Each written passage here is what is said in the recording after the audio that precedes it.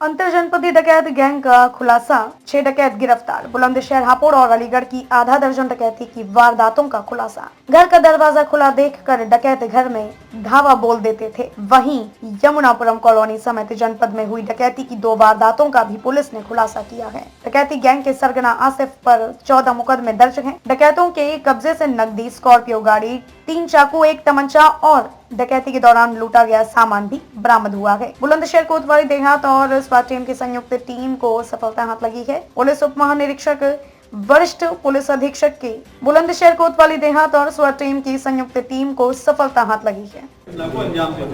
देखिए, 6 सदस्यीय सातिर डकैत किस्म के अपराधी हैं जिनकी बीती रात गिरफ्तारी की गई है और ये बहुत ही सातिर किस्म के हैं।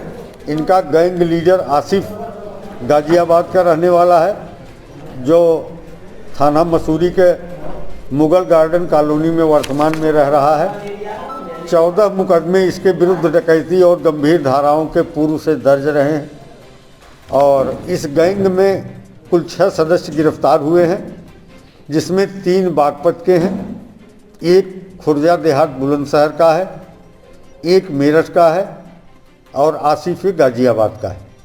उल्लेखनीय है कि इनके द्वारा पिछले 1 माह के भीतर 2 घटनाएं थाना कोतवाली देहात के यमुनापुरम कॉलोनी में कारित की गई थी। ये खुला मकान देखकर अंदर प्रवेश कर जाते हैं और जो लोग अंदर हैं उन्हें हथियारों के बल पर आतंकित कर जो कुछ मिल जाता है लूटपाट लेते हैं। यद्यपि दोनों घटनाएं जो हमारे यहाँ हुई थी उनमें जो माल गया था उस कम मात्रा में था, लेकिन इसके अलावा इन्होंने अलीगढ़ में 2 डकैती की घटनाएं अभी की हैं, हापुड़ में 1, मेरठ में 1। तो इस तरह से अंतर जनपदीय स्तर पर ये बहुत ही सक्रिय होकर के आपराधिक वारदातों को अंजाम दे रहे थे। इनकी गिरफ्तारी के साथ ही इनके कब्जे से असलहे बरामद हुए हैं और कैश बरामद हुआ है। तो इस तरह से एक महत्वपूर्ण उपलब्धि है और पुलिस टीम जिसने इनको गिरफ्तार किया है उसमें हमारी स्वाट टीम का बहुत महत्वपूर्ण योगदान है। महीनों तक तमाम तकनीकी साक्ष्यों का सहारा लेते हुए इस गैंग का अनावरण करना।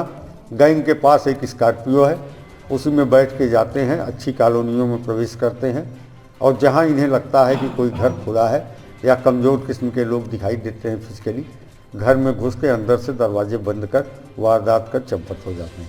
सर, ये कुछ पता चला कि इन 6 के लोगों का कैसे गठजोड़ बना? ये एक्चुअली पूर्व में जेलों में बंद रहे थे, तो उसमें जेलों में बंद रहने के दौरान अलग अलग समय पर अलग अलग व्यक्तियों से आपस में संपर्क हुआ, फिर इनका एक अपना गैंग बन गया है और ये गैंग मुरादाबाद तक डकैती की घटनाएं डालता रहा है। तो पुलिस टीम को कुछ इनाम भी 25,000 रुपये की पुरस्कार राशि स्वाट टीम को प्रदान की गई।